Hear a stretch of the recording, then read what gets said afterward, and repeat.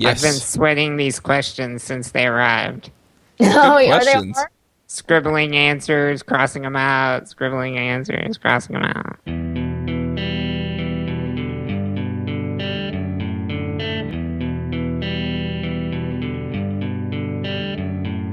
This episode is sponsored by Rackspace. Are you looking for a place to host your latest creation? Want terrific support, high performance, all backed by the largest open source cloud? What if you could try it for free? Try out Rackspace at rubyrogues.com/Rackspace and get a $300 credit over 6 months. That's $50 per month at rubyrogues.com/Rackspace. This episode is sponsored by CodeShip.io. Don't you wish you could simply deploy your code every time your test passed? Wouldn't it be nice if it were tied into a nice continuous integration system? That's CodeShip. They run your code. If all your tests pass, they deploy your code automatically for fuss-free continuous delivery. Check them out at CodeShip.io. Continuous delivery made simple. This episode is sponsored by Hired.com. Every week on Hired, they run an auction where over 1,000 tech companies in San Francisco, New York, and LA bid on Ruby developers, providing them with salary and equity up front.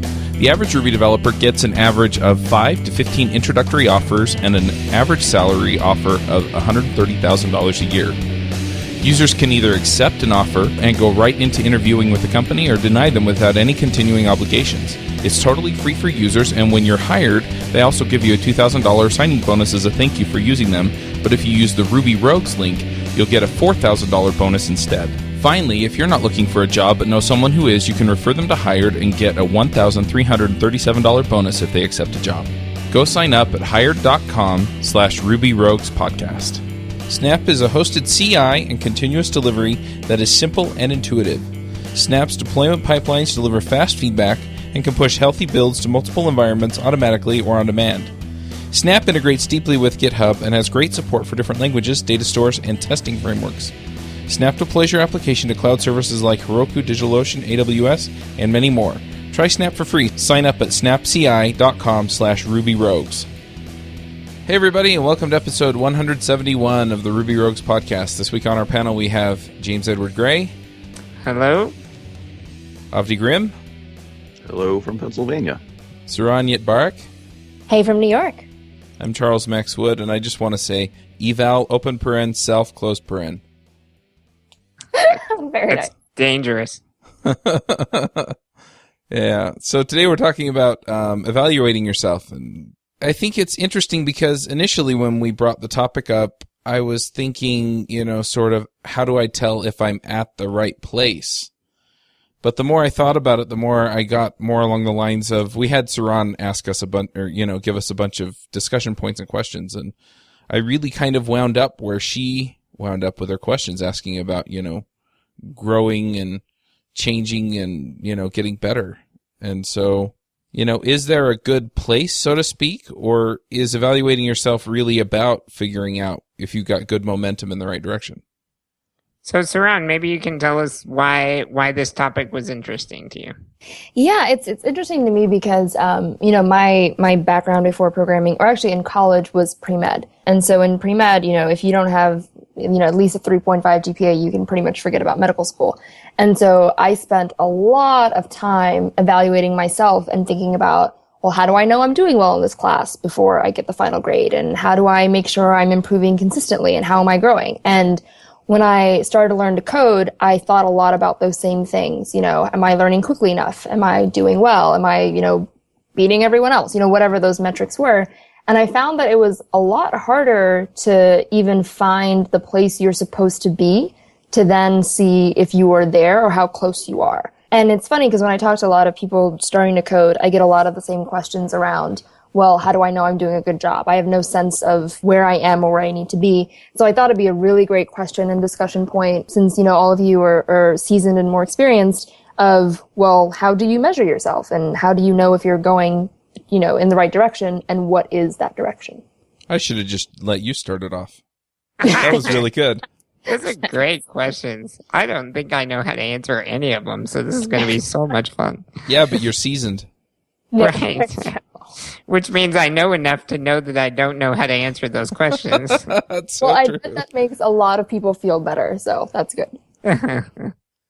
Well, it's hard, right? Because, I'll admit, there have been points in my career where I've just gotten comfortable, I knew enough to be able to do my job, and I was still figuring things out when I needed to, but looking back, those weren't my happiest times, and I was comfortable, but I wasn't necessarily in a great spot. That's interesting. It makes me wonder, after a certain point, is it okay to be comfortable? Like, is the goal to always be growing? Do you kind of switch off from the two? That's a good question. I have my answer.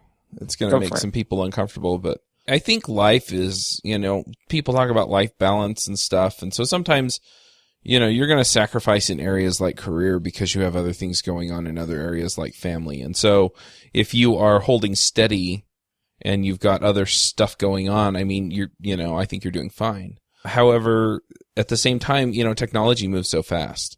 Even Rails, talking about Rails now from when I got started programming in Rails, 7 or 8 years ago, it's a different thing, and we're programming against a different internet, and even the tools that we're expected to use and understand have completely changed. I mean, back when I got started, NoSQL wasn't really a thing.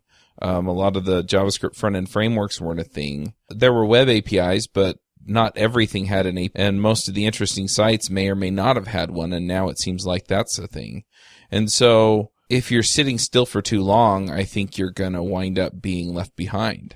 I think that's a really interesting point. It makes me think of when I used to play tournament chess, and probably the main reason I don't play a lot of tournament chess these days is everyone who plays tournament chess, it spends a really significant portion of time at home in their free time reading books about chess and going through games of the masters and practicing things and stuff. So you have to almost do a certain amount of work to stay exactly where you were, like, come the next tournament, You have to keep up with that curves, basically.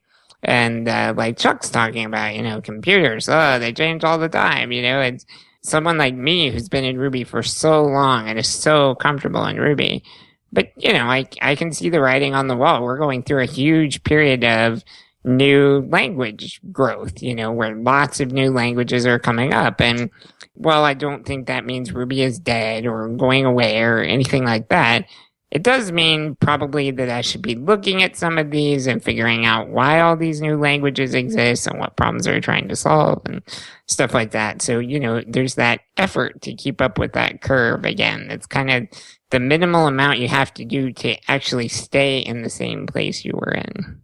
Yep, it's a really good point. And it feels so overwhelming when you've not been involved for so long, because then you have this huge log of things that have happened that you need to be up on in order to be able to be competitive in the latest tournament or market or whatever. It's interesting because one of the reasons why people recommend programming is because you're never going to get bored, precisely for the reasons that you guys stated. And I thought that was really, really exciting at first, but I'm wondering, does that ever get exhausting? Yeah, I think so. You do always have to be learning new things and growing and perfecting. And I do this because I love that. I mean, given free time and a stack of books or whatever, I'll read the nonfiction every time and try to, cram more things into my brain and stuff like that. So I really enjoy that cycle. But even me, I have periods I go through where I'm like, I don't want to learn new stuff right now, and I think that's fine too. You go through periods where you're less interested in it, and in those times you spend a little more time just staying where you are and kind of refining what you know and stuff. And I think everybody experiences that a little. But if you don't consider curling up with a good book to mean something like a textbook, you probably are not going to enjoy this as much, I think. Well, there are more ways to learn than just that, right? Yeah, that's totally true. Yes. And so, I mean, for me, like curling up with a coding book, I kind of have to be in the mood for that.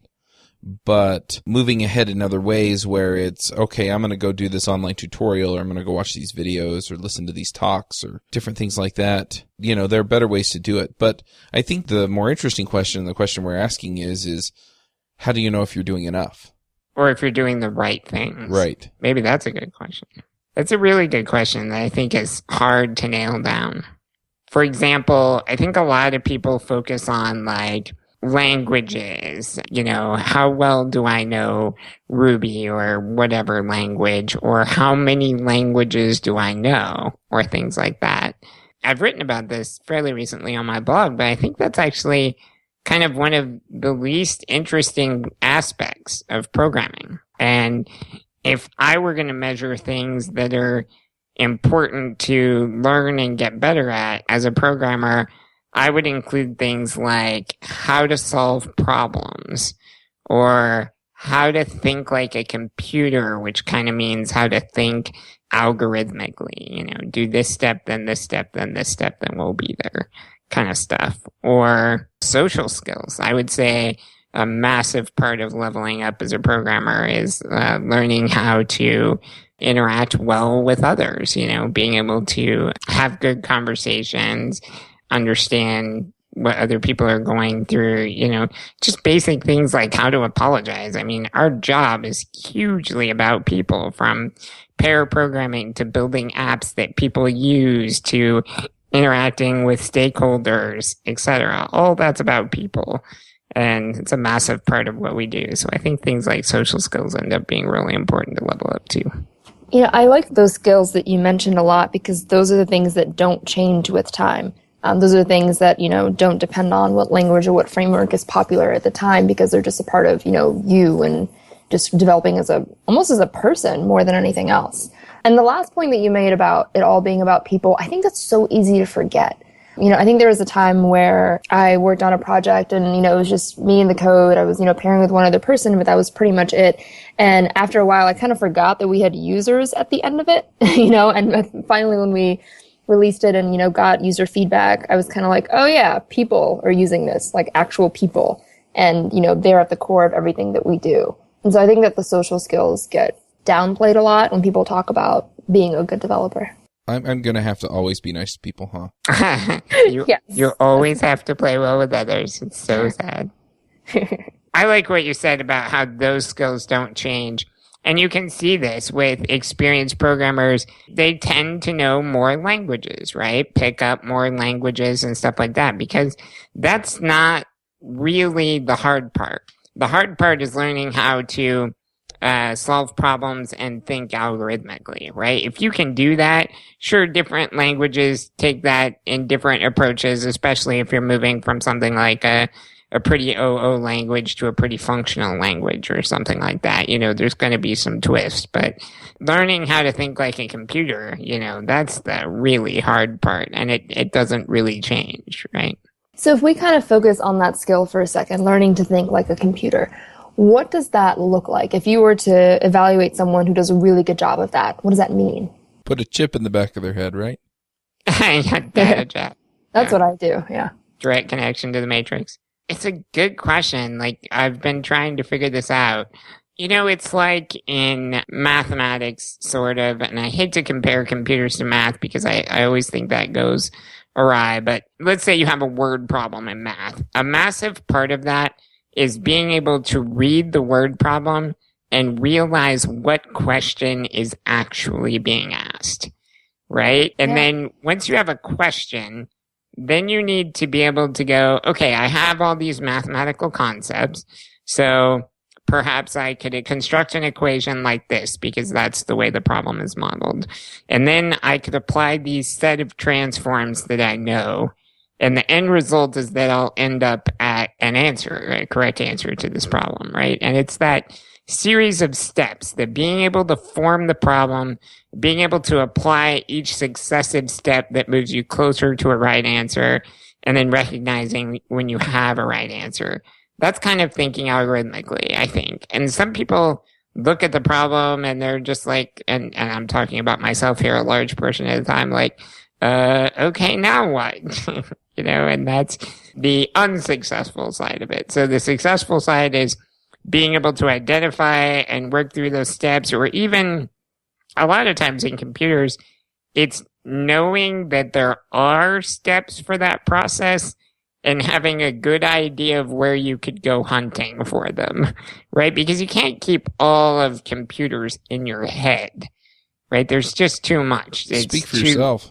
Okay, well, I can't, right? And so you can't keep all of that in your head. So most of it is just knowing, yeah, I know there's a data structure that deals primarily with this problem, or I think I've seen an algorithm before that people use to attack this kind of thing. Getting that info, tuning it a bit to what you're actually doing and implementing it. I think that process and how well you are at being able to recognize when it's needed and then do what's needed, that measures success. That's a great answer. I really like that. And I feel like how long it takes you probably gets factored in as well, right? So if you do that process, but it takes many hours versus, 5 minutes, then I think that's kind of a sign of growth too. I think that's true. I think mainly, I think a lot of reasons for that basically boil down to people want people with skills, and they want people that can deliver. And I also think that that's a good measure of practice, or a good measure of your competency at that, is how quickly I can do it. Mm-hmm. Yeah, so do you think that if you do those kinds of problems over and over again, like that's an easy way of getting better at it? Yes and no. And the reason I say yes and no, I think it is, in the sense that, if you're doing a lot of problems like that, you learn how to solve problems and you learn different strategies for doing it. The reason I say yes and no is because that if you do the same exercise over and over again, or the same type of exercise that, kind of tests the same skill with the same algorithm, then you're not going to grow as much as if you were finding ways of testing yourself that involve new problems and new things, so that you have to actually really learn something in order to solve the problem. I think one of the things I would say about measuring, like you mentioned earlier, that you had to have a certain GPA, and I really liked that because it's a concrete number that we can all understand. How am I doing? Well, this number clears that up. This is how I'm doing, right? Which may or may not actually be accurate in a lot of ways, but it exists. And in programming, we don't have that. I mean, what would you substitute? Lines of code written a day, or, all of those are, I think, silly in hopefully pretty obvious ways. So one of the things I would stress about measuring is, don't do it. In some ways, avoid trying to quantify these things that are really hard to quantify as much as you can. Don't try to bring it down to a single number that expresses, right now I'm a 3.1 programmer or something like that. I would say that I try to avoid that some. Does that make sense?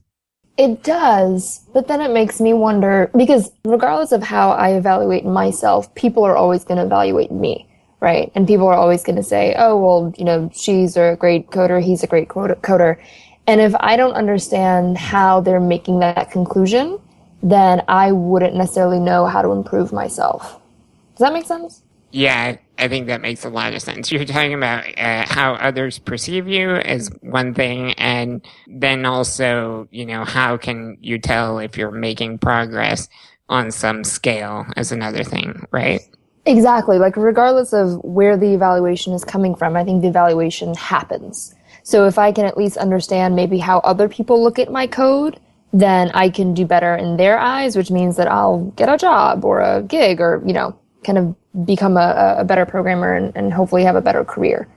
So how do you think about it from that perspective? When I worked at an office, I always made those kinds of judgments of other people based on how recently they had brought me cookies.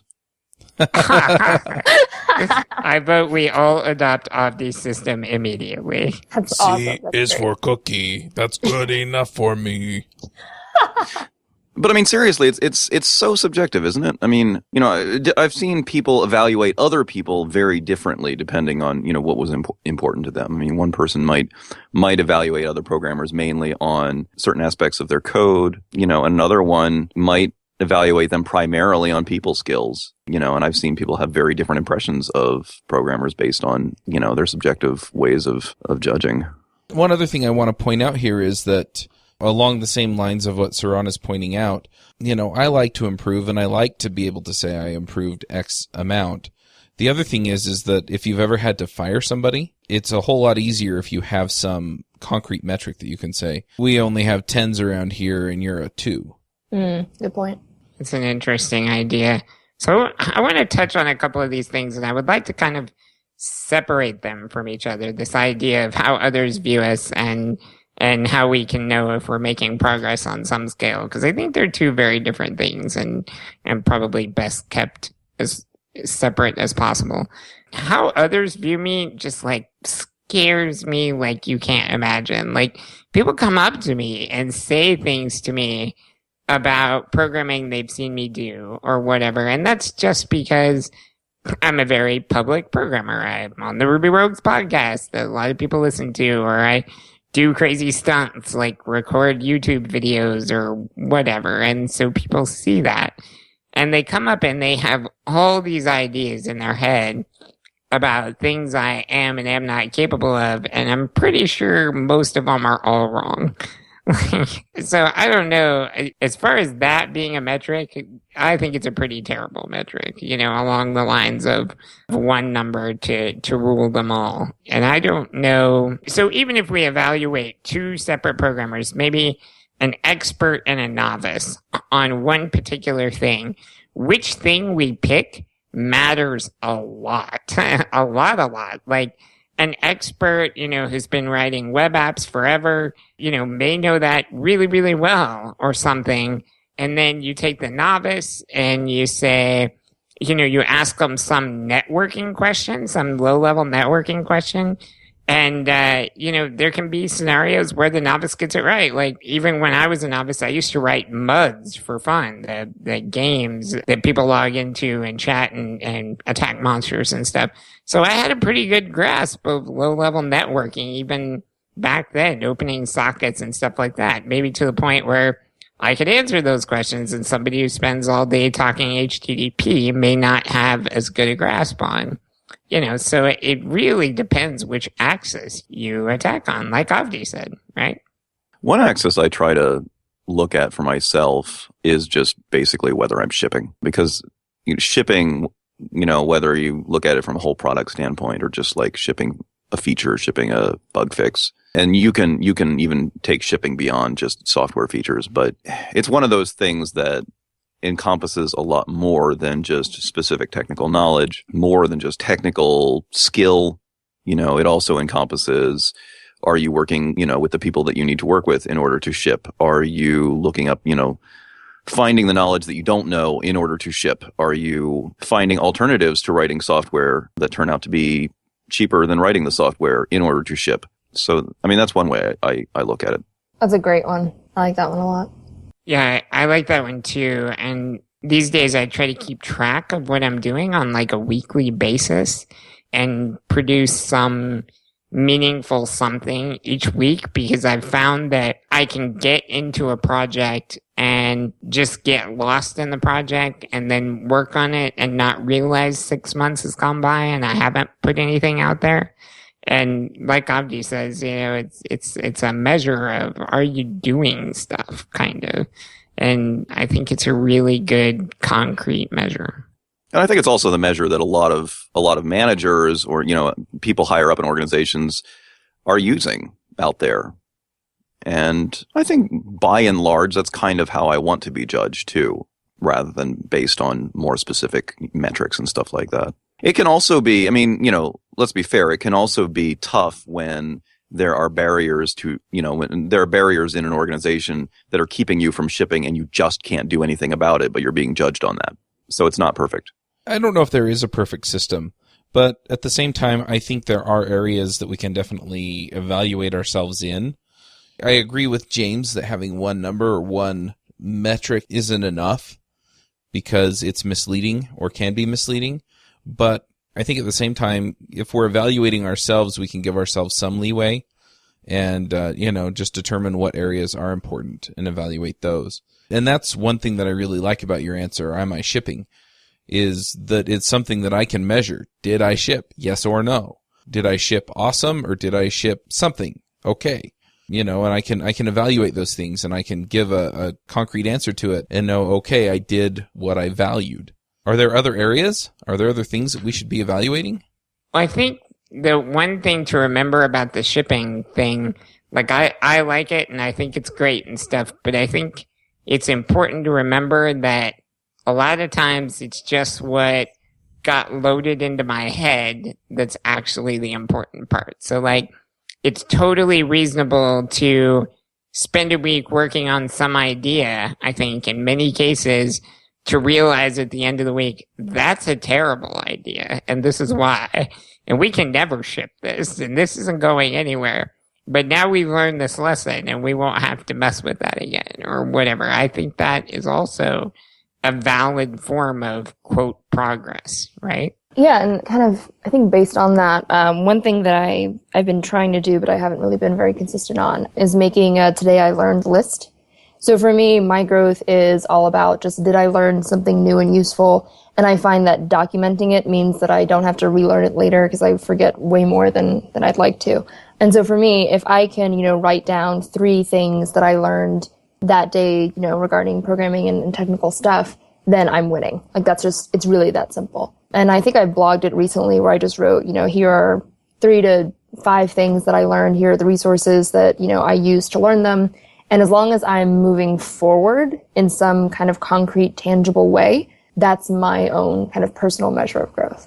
I like that one because it speaks to mastery, one of the 3 pillars of intrinsic motivation that we all want to feel ourselves getting better at stuff. And to me, it's a lot like you said, that I want to be learning new things all the time, basically diversifying my mind, because my opinion is that the more of these ideas I have around in there, when I run into problems, I'm like, oh, that's just like whatever with some twist. I have more things to connect to, and that gives me more confidence in what I'm doing and gives me starting points to jump off from and helps me go forward. So a lot of times, like, I'm learning things that I'm not even sure how they're related yet into the things that are the most important to me. But I generally don't find, when I'm learning a lot of new stuff, that I don't find a use for it someday, So what kinds of things, James, I'm kind of curious, do you try and learn? So when you're trying to make that forward progress, is it just anything that's interesting? Are there certain areas that you... Yeah, I mean, I get stuck on things, I guess. I will just cast out randomly and latch on to something, but then I'll get stuck on things for a while. So right now, for me, it is intrinsic motivation is kind of what I'm stuck on. I was like, I want to read a book about something new, and I was a new parent and things like that. And so I was interested in what motivates people to do things. And I read a book, and that led me to another book, and then that led me to another book. And like a year and a half later, I'm still, kind of fascinated with intrinsic motivation. I've read a lot about it and played with it in a lot of different ways. So I get stuck on that. And I feel like that has done like a lot for helping my interactions with people and things like that, because I think I do a better job of understanding what other people are trying to get out of our interactions and stuff. So I've been hung up on that. Also, I've been, so today, just before the call, I was playing with Rust and fiddling around with that and hanging out in the Rust IRC channel and asking some questions and getting feedback. So that was what I was learning on the technical side this morning. And so, yeah, I, have things and go through cycles and get fixated on certain things. And I think all kinds of stuff, from social skills to technical oddities. One of the things I would like to learn, probably will play with this weekend, I wrote a program at work the other day where I had a busy loop in it, where I had to sleep for, a tenth of a second, then wake up and check and see if something's done. And I thought, oh, that's a terrible model. I'm sure there's a way to do it without that busy loop. And I tried a couple of ideas I had real quick and failed. And so I was like, whatever, this works fine for now, and let's just ship it. But now I want to go back and figure out how you write that without the busy loop, so the computer's not wasting time. So I'll probably play with that in the next day or two. Short answer, it's totally random. Are there any metrics that are meaningful to you? I mean, sort of concrete metrics that, maybe you wouldn't want to be evaluated solely on that, but that you find interesting in gauging your progress. I mean, I'm kind of racking my brain. As I'm on this call, I'm also practicing on a typing tutor, and it has, very nice hard numbers. It has, I'm looking at, 44 words per minute and 93% accuracy. And yes, I type really slow because I'm finally learning to touch type. But I'm trying to think, are there stats that are interesting to look at when it comes to learning programmer-related skills? I racked my brain over that after Saran sent us her questions, and I came up with one that I do kind of respect. And to me, that was where I am on the Dreyfus model of skill acquisition. And I think one of the reasons that I respect that so much is there's a lot out there about, so here's the things you probably know at this stage. Here's the things you probably don't know yet or aren't thinking about yet. Or really good details like the advanced beginner stage is kind of a dangerous part where you can get stuck. And then you tend to evaluate yourself based on how you're stuck in that stage. And so I think just knowing where I am in the Dreyfus model of skill acquisition and trying to stay aware of what I should be experiencing in that level maybe helps me avoid some pitfalls or avoid getting stuck or whatever. To me, that was a kind of a metric that I do value. And from what I know, that's not a number, right? Like you don't get a score. You kind of look at the qualities that you fulfill and then you're in that section, correct? Right. There's 5 categories. And yeah, it's, each category is kind of these are the kinds of things are experiencing right now, probably. So it's not a hard, fast number. It's more like I'm probably somewhere around here now. Well, I'll tell you one metric that I've been using that has totally failed. And that metric is timing myself. It's been the worst, most frustrating thing ever. I'll look at, a feature or user story or whatever it is that I'm building, and I'll say, this should take me 1 hour because I've done this before, or, this is similar to this thing I just finished, so this is what it should take me. And it never, ever, ever takes that long because there's all these things that, I either hadn't considered or hadn't thought through yet, or it actually wasn't as similar to this other thing as I thought it was, or for whatever reason. And so what it taught me was that, timing things for me probably isn't very fair and isn't a good metric.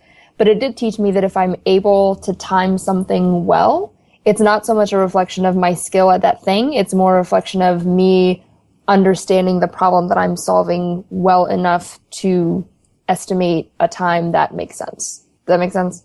Yes, and that one, I think it's Programming Pearls, the book that goes into that a bit, and it talks about kind of what you're experiencing right now, and I used to have a real problem with that. Like, my guesses were probably worse than randomly picking a number. I was that far off.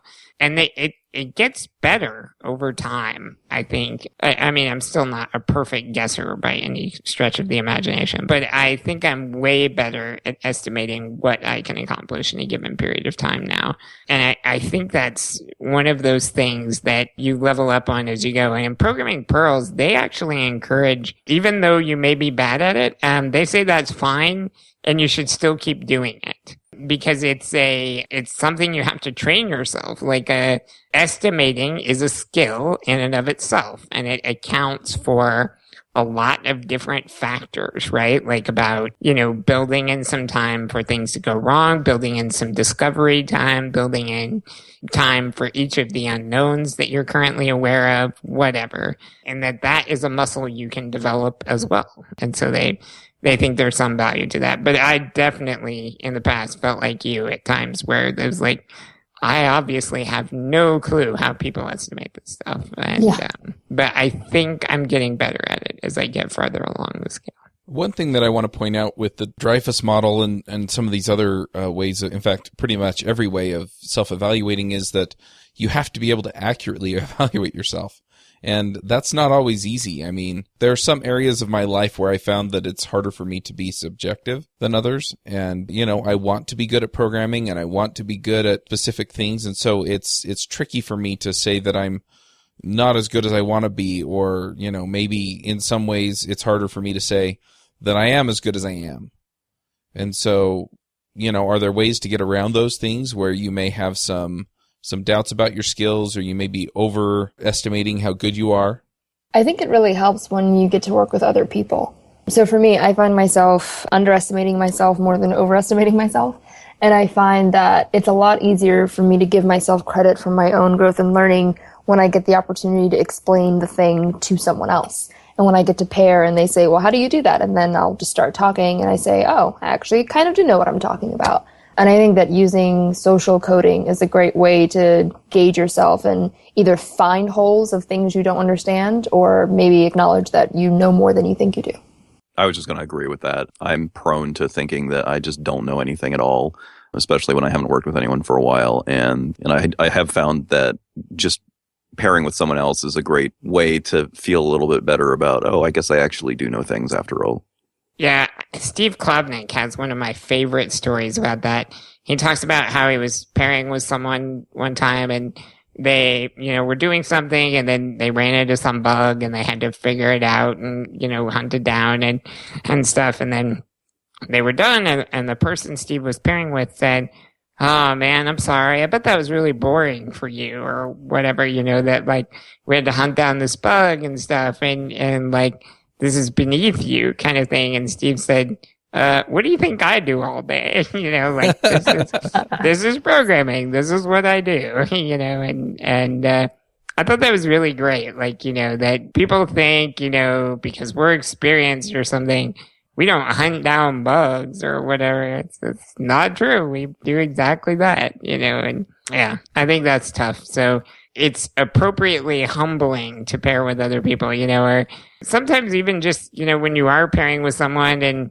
they see you do something and, and they're like, wow, why'd you do it like that? And you're like, 'cause that's the way I've done it for 10 years and it works or something. And they're like, yeah, here's the one liner that means the same thing or whatever. Right. And then, that you've leveled up there and you've learned something new and that's cool. David pointed out, when we were prepping for the show, the flip side is that you get those funky things that are going to help you out later on too. And so it's not just the times when you've always done something kind of the weird wrong way, but you pair with somebody who's always done something the funky right way.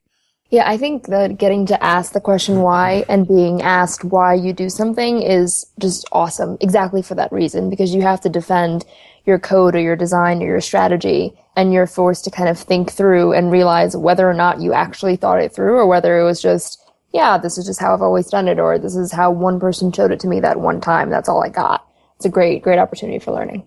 This is a famous problem, by the way, the illusory superiority. Usually the example given is if, in the US, if you ask drivers whether or not they're above average, 93% say yes. Right, which can't be true because 50%, yeah. So it's a famous problem that we have a tendency to over-evaluate our abilities, or maybe in some weird population of us under-evaluate, because I feel I fall more on that side. But yeah, it's a famous thing. You have to have some kind of biases, which is get around your biases, which is why Saran is searching, for how can we measure and not, have a rough idea at least of where we are. And it's a great question because you should want to have some kind of external measure. I don't know if we've given a good answer, though, on how to measure, if there is a good answer. Well, I think what this conversation has shed light on for me is maybe it's not so much about finding a metric or a number. I kind of wish there was a number because that would just make everything a lot easier. But maybe it's just about feedback. I think it's hard to learn and move forward if you don't have feedback and you don't have some sense of, how you're doing. And maybe that can only be qualitative. Maybe it's just, how did you feel when you were pairing? Did you feel really dumb or really smart? How much code did you ship that week, and was it a lot or was it a little? And maybe it's just more about qualitative feedback and not so much numbers. What do you guys think? I love the idea of feedback. I think that permeates almost all of programming. Like the very first thing I do when I start any project is set up a feedback loop. Like even if it's just RSpec init, right? That's what you do to set up a feedback loop. I'm going to start writing these tests and they're going to be red and I'm going to switch them to green and ta-da, feedback loop, right? So I can tell what I'm doing. So I can tell if I'm pushing things in the right direction. You really like that fad diet, don't you?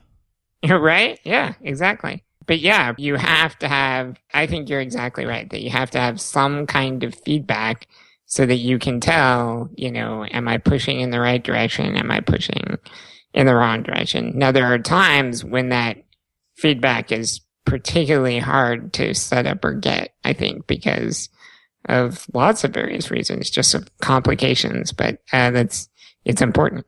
I'd pile onto that, but I just agree. You had a good question surrounding what you sent us before the show. One of them was, how did you used to measure success?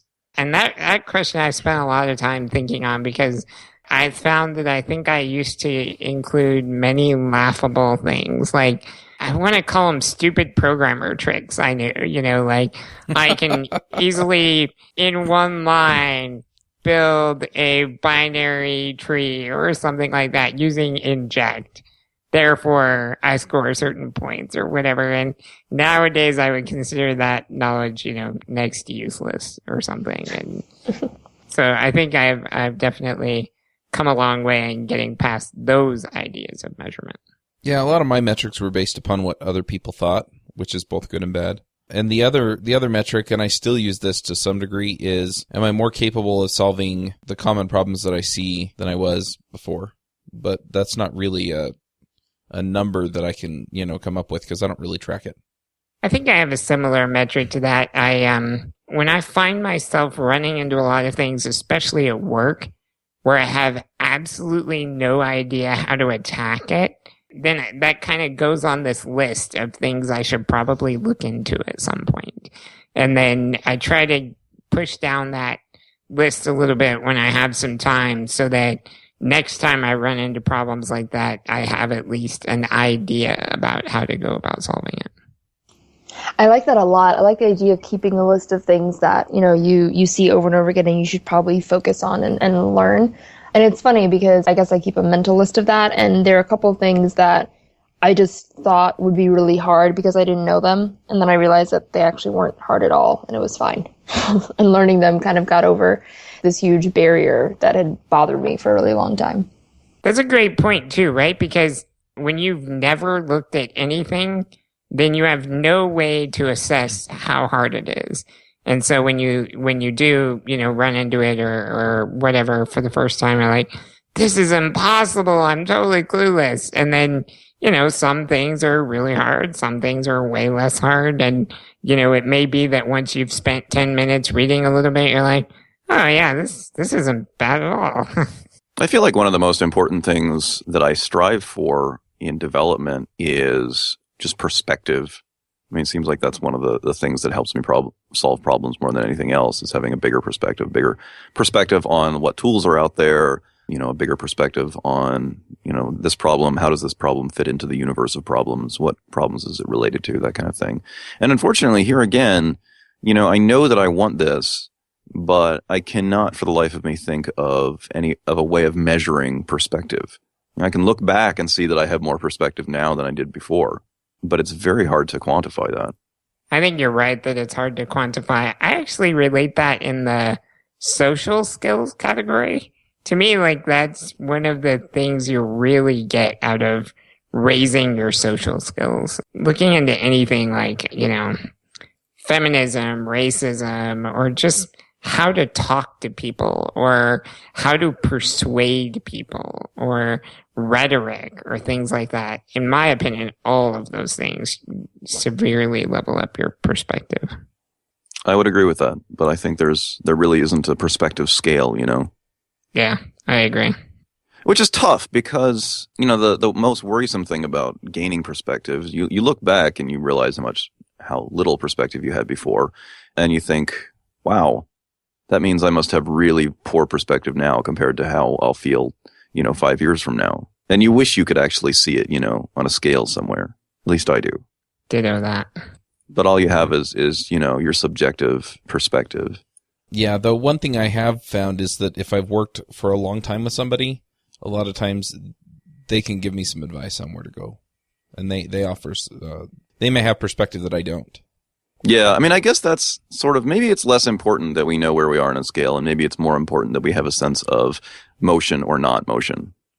That is a great thing. I like what you said there. That's what I was trying to say with the don't measure it rant earlier. Like, is that I'm not really concerned with being able to nail myself to a specific number. But I really like what you added there. I'm more just concerned with if I feel like that I'm pushing myself in the right direction.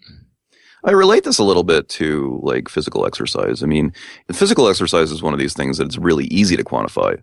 And it's really easy to go absolutely just nuts with quantification of this stuff. I mean, the first time I tried to get into running, I remember I got one of those heart monitors and everything, you know, and they have like the heart zones that you want to try to stay in, stuff like that. And, you know, as I've gone on with it, I've realized that I'm not sure that stuff really matters that much. Like, you know, because honestly, it's, if anything, it's making me less in tune with my body. You know, I'm resorting to these numbers instead of focusing on how do I feel, you know, and like, you want to know whether you're in a good heart zone. I mean, look at whether you're, you know, easily conducting a conversation or gasping for breath or lying on the ground puking, you know, those will tell you, you know, your body will tell you where you're at. And if you want to know, you know, if you're making progress, if you pay attention, you will realize that you're making progress with exercise. It's pretty easy to tell, that you're, you know, stronger one day than the day before. Maybe it's almost good that we don't have too many. It's not as easy to quantify this stuff because I think in exercise, as in anywhere else, maybe it's more important to be aware of motion or lack of motion, you know, movement forward or stagnation. And that's subjective, but having a sense of it is important. I love that. The physical example is great. The one that popped into my head when you said that is parents do this all the time. This is one that just cracks me up, and I'm totally guilty of it. We'll say to our kids something like, eat 3 more bites.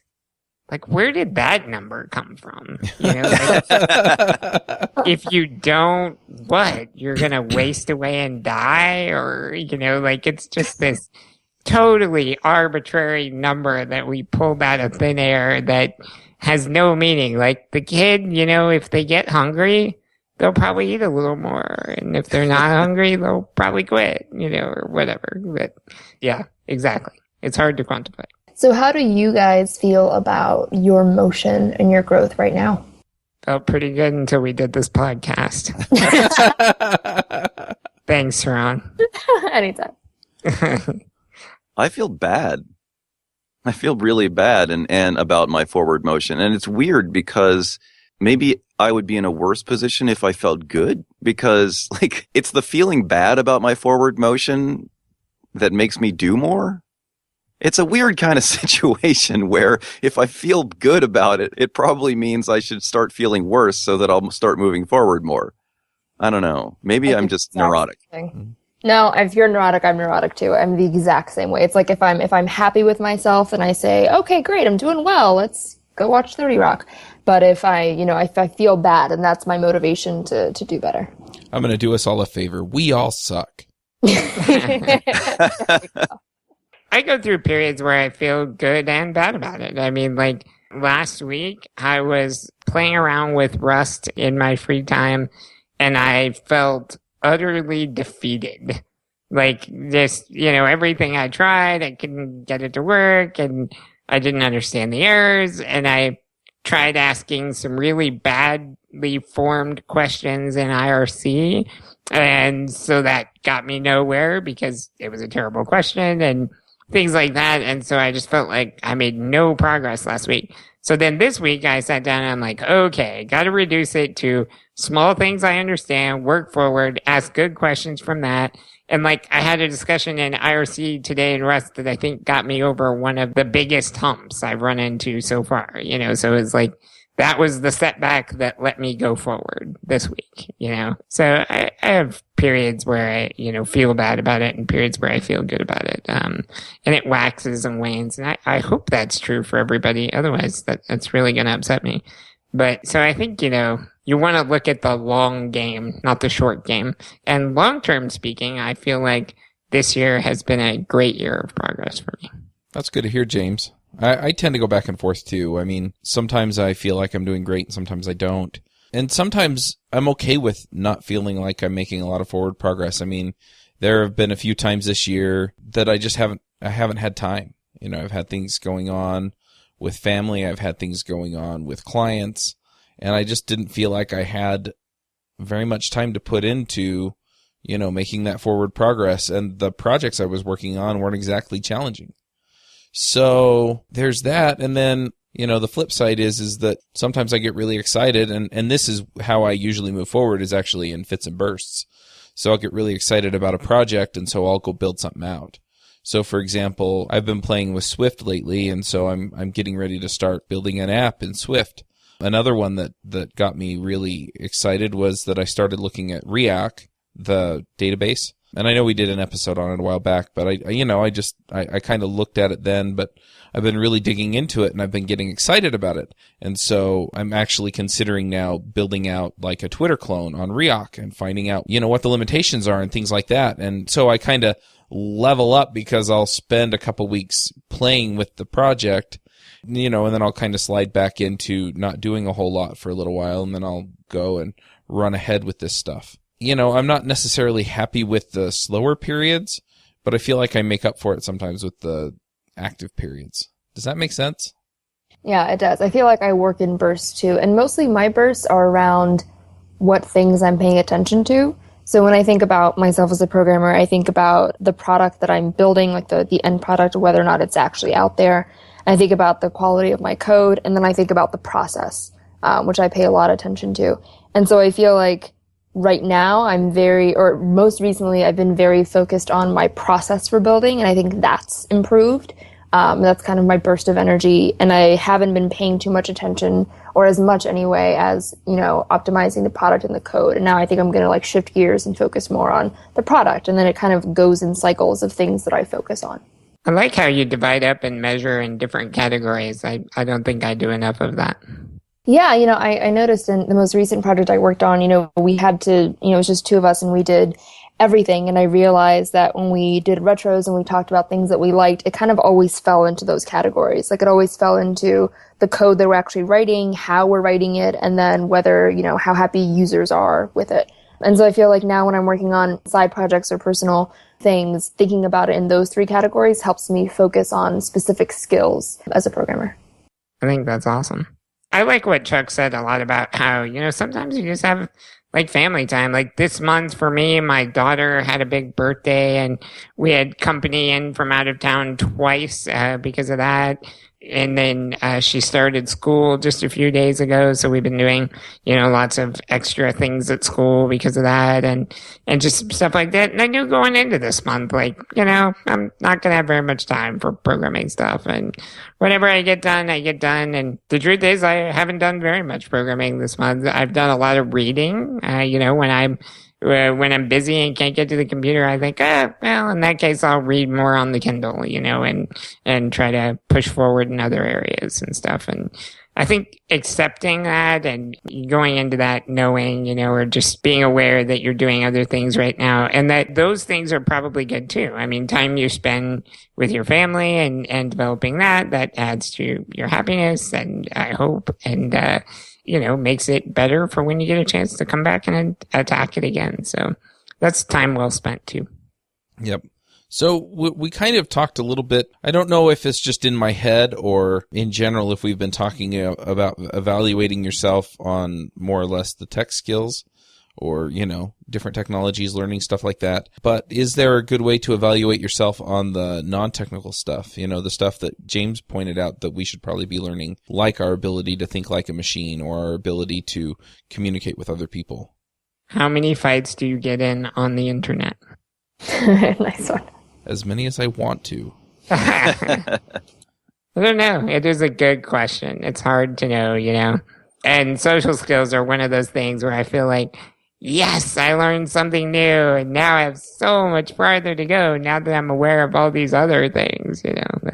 It makes it tough, but I don't know. I think in general that gets reflected, hopefully, in your interactions with people. I mean, I feel like I communicate better these days, and I think people give me some signs that that's true. Does anyone keep a journal? I do off and on. No, but I want to. I keep one for my daughter. I just write down a little something about her each day, but that's it. I wonder if that would be helpful to getting a larger sense of progress on some of this stuff. It's a good question. I think it's good for that, as well as related to that, pointing out the things that happened yesterday or the day before or whatever that you want to make better, because it forces you to reflect. And so then you can say, yeah, yesterday this happened, and, so I'm going to work on this so that it doesn't happen like that again. Good point. I like that. A lot of times being on this show teaches me things that I want to get better at. I feel like this show, especially with our random set of guests and our excellent panelists, that you all expose me to ideas all the time. Like Saran just gave me the idea of dividing up the different ways I'm measuring projects and stuff, and then I tend to go forward and be like, how can I put that to use? And what can I learn from that? And I think it's important to get yourself some sources of that. It's kind of it's a feedback loop, like Saran said. I hear the things you all are doing, and I think, oh, how can I incorporate the parts that I like? And it helps me grow and get better, I think. Am I the only one who looks around at all the stuff other people are doing and just feels utterly insignificant because of it? Mm-hmm. No. Yep, that's just you. When I said, it was just my initial reaction to say, yeah, I feel that way all the time, not anyway. Have you ever looked at Zen Spider's Ruby projects? Whenever I go look at the list of the things Ryan Davis has contributed to, it's like, dear Lord, what have I done with my life? He's getting it done over there. Yes, I definitely feel that. Any other areas or things that we should talk about before we get to the picks? I'm good. I feel like we covered pretty much everything I was thinking of and then some, so I'm good. Awesome. All right. Well, let's go ahead and do the picks then. Saran, do you want to start us off? Sure. So I have a few. The first one is this beautiful animation that I'm absolutely in love with. It's called Thought of You. It's by Ryan Woodward, I believe is his name. Yep, Ryan Woodward. He's an animator who specializes in drawing explosions, which I didn't think was a thing that you could specialize in. But he's an animator for DreamWorks, Marvel, Pixar, Disney, a bunch of other places. And he did this really beautiful side project. It's a short 2D animated film called Thought of You. And it's just really simple and really, really beautiful. So that's my first one. My second one is this blog post that I came across, I think the other day, written by Tess Reinerson. I'm hoping I'm saying her name correctly. She's an engineer at Medium, and it's called A Hacking Hiatus. She's very big in the hackathon space, has done a lot of work to promote them, make them really inclusive and friendly and all this stuff. And she's taking a break, and she had a really thoughtful blog post on her reasons and her experiences that I think everyone would benefit from if they read.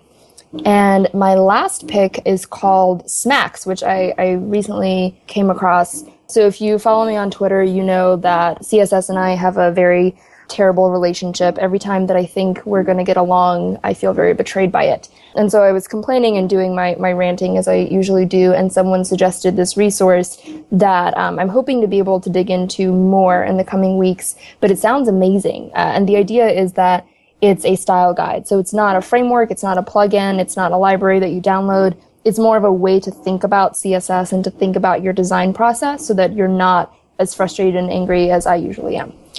So those are my 3 picks. Awesome. Avdi, what are your picks? For a technical pick, this may have been picked before. I haven't checked the backlog, but there's a presentation that I finally got around to watching the other night.